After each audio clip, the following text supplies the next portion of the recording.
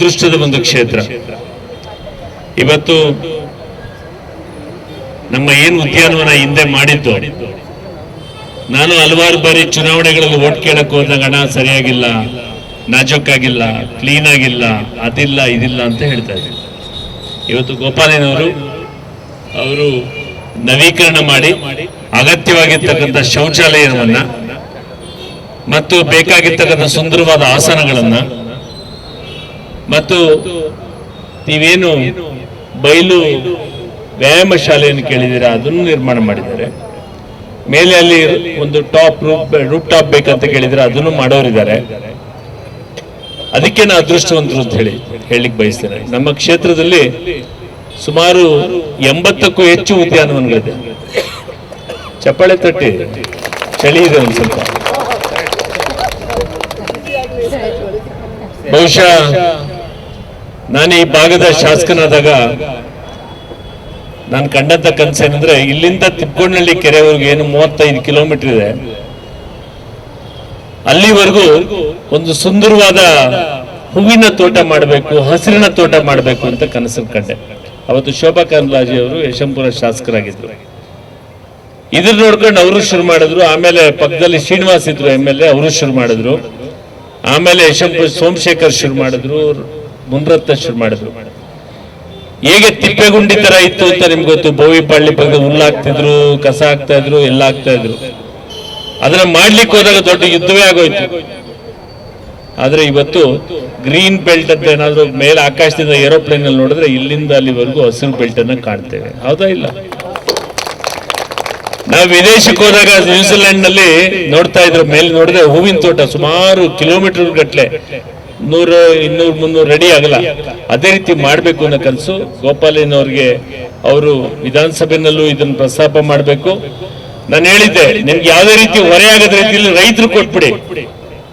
ಅರ್ಧ kilometre by 100 feet ನೀವು ನೀರು ಕೊಡಿ, ಬೇಲಿ ಕೊಡಿ, ಸೊಪ್ಪ ತರಕಾರಿನ ಅಥವಾ ಏನ್ ಹೇಳ್ತೇವೆ ಚೆಂಡು ಹೂವನೋ ಅಥವಾ ಸನ್ಫ್ಲವರ್ ಅಂತ ಏನ್ ಕರಿತೇವೆ ಸೂರ್ಯಕಾಂತಿನೋ ಬೆಳಿಲಿ, ಅವ್ರು ಫಸಲ್ ತಗೊಳ್ಳಿ. ಅದು ಗ್ರೀನ್ ಬೆಲ್ಟ್ ಜನಗಳು ಓಡಾಡಕ್ಕೆ ದಾರಿ ಮಾಡಿ ಅಂತ ಹೇಳಿದೆ.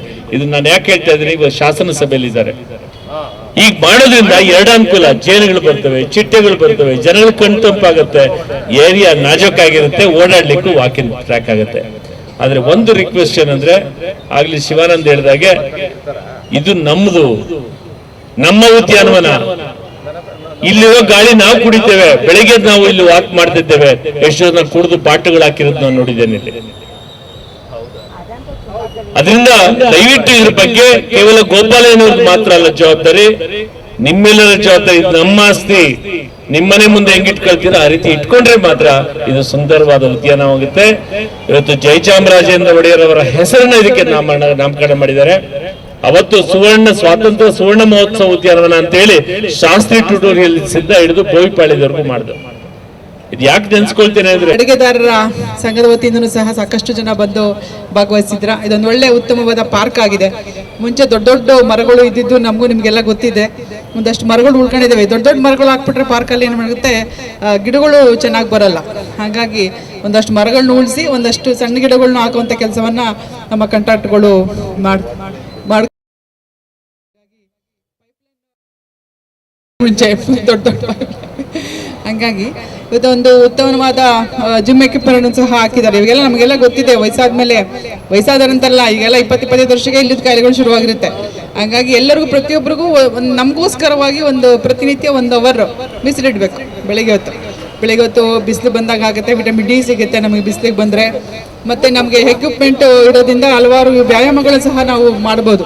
ಬೆಳಗ್ಗೆ ಹೊತ್ತು ಏನೇ ಕೆಲಸ ಇರಲಿ, ಎಲ್ಲರಿಗೂ ಇವತ್ತಿನ ಬೆಂಗಳೂರು ಒತ್ತಡದ ಜೀವನದಲ್ಲಿ ಎಲ್ಲರಿಗೂ ಕೆಲಸ ಇದ್ದೇ ಇರುತ್ತೆ.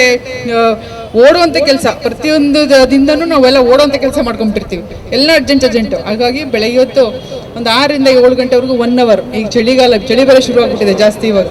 ಹಾಗಾಗಿ 1 ಅವರ್ ನಮಗೋಸ್ಕರ ಮೀಸಲಿಟ್ಟು ನಿಮ್ಮೆಲ್ಲರಿಗೂ ದೇವರು ಇನ್ನೂ ಹೆಚ್ಚಿನ ಆಯಸ್ಸು ಆಯುಷ್ಯವನ್ನು ಕೊಡಲಿ. ಆಮೇಲೆ ವಯಸ್ಸಾದವ್ರಿಗೆ ಏನಾಗುತ್ತೆ, ಡಿಪಾರ್ಟ್ಮೆಂಟ್ನ ಅನೇಕ ಹಿರಿಯರು ಈ ಭಾಗದಲ್ಲಿ ಇರ್ತಕ್ಕಂಥವ್ರು ಎಲ್ಲರೂ ಬಂದಿದ್ದೀರಿ. ಇದು ಹಲವಾರು ದಿನದ ಬೇಡಿಕೆ ಇತ್ತು. ಬೇರೆ ಪಾರ್ಕ್ ಥರ ಇದನ್ನ ನಮಗೂ ಮಾಡಿಕೊಡ್ಬೇಕು ಇದು ಅಂತಕ್ಕಂಥದ್ದನ್ನ ನಾವಿಲ್ಲಿ ಯಾವುದೇ ಸಂದರ್ಭದಲ್ಲಿ ಭೇಟಿ ಕೊಟ್ಟಾಗ ತಾವೆಲ್ಲ ಕೇಳ್ತಾ ಇದ್ರಿ. ಇವತ್ತಾಗಿದೆ. ಈ ಕಾರ್ಯಕ್ರಮ ಮುಗಿದಾದ್ಮೇಲೆ ಎಲ್ಲರೂ ಉಪಹಾರ ಇದಿದ್ ಮಾಡಿ ಅರ್ಧ ಗಂಟೆಯಲ್ಲಿ ಕ್ಲೀನ್ ಮಾಡ್ಕೊಡ್ತಾರೆ. ಇವತ್ತಿಂದ ನಿಮ್ಮ ಸುಪರ್ದಿಗೆ ಈ ಪಾರ್ಕನ್ನು ಬಿಟ್ಟುಕೊಡ್ತೇವೆ. ಇದು ಯಾವ ರೀತಿ ಇರಬೇಕು ಅಂತಂದ್ರೆ, ನಮ್ಮ ಮನೆ ಹೆಂಗಿಟ್ಕೊಂತೀವಿ ಇದನ್ನ ನೀವು ಇಟ್ಕೊಬೇಕು. ಇಲ್ಲಿ ನಿಮಗೆ ಕಸ ಗುಡಿಸೋದಕ್ಕೆ, ನೀರು ಹಾಕೋದಕ್ಕೆ, ಗಿಡ ಹೋದ್ರೆ ಗಿಡ ಹಾಕೋದಕ್ಕೆ, ಅದಕ್ಕೆ ನಾನು ಸಪ್ರೇಟ್ ಟೈಮ್ ಇಸ್ಕೊಂತೀನಿ. ಪ್ರತಿನಿತ್ಯ ಕಸ ಗುಡಿಸ್ಬೇಕು, ನೀರು ದಿನಬಿಡ್ತೇನೆ ಹಾಕ್ಬೇಕು, ಇಲ್ಲ ಪ್ರತಿದಿನ ಹಾಕ್ಬೇಕು. ಅದನ್ನ ನಮ್ಮ ಕಾಂಟ್ರಾಕ್ಟರ್ಗೆ ಹೇಳಿ, ಅದನ್ನ ಅಧಿಕಾರಿಗಳಿಗೆ ಹೇಳ್ಬಿಟ್ಟು ಅದನ್ನ ಮಾಡಿಸ್ತಕ್ಕಂಥ ಕೆಲಸವನ್ನ ಮಾಡ್ತೇವೆ.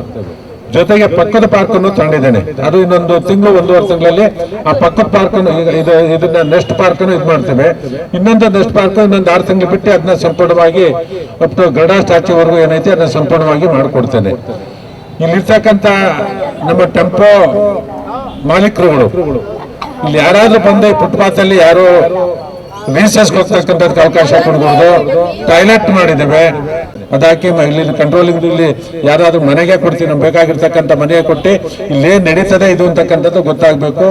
ಯಾರಾದ್ರೂ ಬಂದು ಇಲ್ಲಿ ಧೂಮಪಾನ ಮಾಡ್ತಕ್ಕಂಥದ್ದಕ್ಕೆ ಅವಕಾಶ ಇಲ್ಲ, ಪಾರ್ಕ್ಗಳಲ್ಲಿ ಮದ್ಯಪಾನ ಮಾಡ್ತಕ್ಕ ಅವಕಾಶ ಇಲ್ಲ. ಯಾರಾದ್ರೂ ಬಂದ್ರೆ ಅದು ಗೊತ್ತಾಗಬೇಕು ಅಂತಕ್ಕಂಥ ದೃಷ್ಟಿಯಿಂದನೇ CCTVನ ಆಗ್ತಾ ಇರ್ತಕ್ಕಂಥದ್ದು.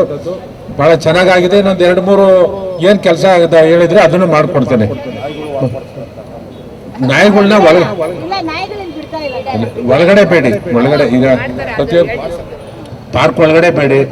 ನಾಯಿಗಳು ಬಂದು ಇದನ್ನ ರಸ್ತೆ ಕರ್ಕೊಂಡು ಹೋಗ್ತಾರೆ. ಇದನ್ನ ಅವಕ್ಕೂ ಬೇಕಾಗುತ್ತೆ ವಾಕು, ಮನೆಯಲ್ಲ ಕಟ್ಬಿಟ್ರೆ ಸಾಕಿರ್ತಕ್ಕಂಥ ನಾಯಿಗಳಿಗೆ ಪಾರ್ಕ್ ಒಳಗಡೆ ಬೇಡಿ, ಪಾರ್ಕ್ ಒಳಗಡೆ ಬೇಡಿ. ಬೇಕಾದ್ರೆ ಇನ್ನೊಂದು ಜಾಗ ಸಿಕ್ಕಿದ್ರೆ ನಾಯಿಗಳಿಗೆ ವಾಕಿಂಗ್ ಅಂತ ಅಂದ್ಬಿಟ್ಟು ಇನ್ನೊಂದು ಮಾಡ್ಕೊಡ್ತೇನೆ. ಅದಕ್ಕೆ ಅಂತ ಅಂದ್ಬಿಟ್ಟೆ ಮಾಡ್ಕೊಡ್ತೇನೆ.